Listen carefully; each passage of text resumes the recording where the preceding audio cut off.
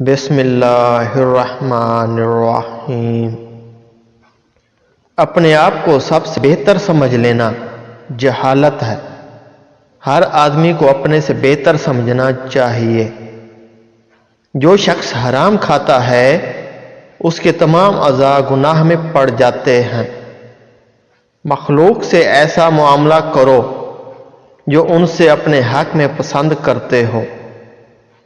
گری ہوئی چیز اطلاع کے بغیر قبضے میں کر لینا لوٹنے کے مترادف ہے۔ جب تک تم علم کو اپنا سب کچھ نہ دے ڈالو، علم تمہیں اپنا کوئی حصہ بھی نہیں دے گا۔ تین چیزیں انسان کو تباہ کر دیتی ہیں۔ نمبر 1 حرص، نمبر 2 حسد، نمبر 3 غم۔ جب لوگوں سے بات کرو تو زبان کی حفاظت کرو۔ علم دل کو اس طرح شاداب رکھتا ہے جیسے خشک زمین کو بارش۔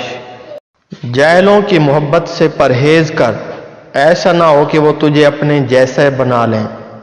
بدگمانی کو اپنے اوپر غالب مت کر کہ تجھے دنیا میں کوئی دوست اور ہمدرد نہ مل سکے۔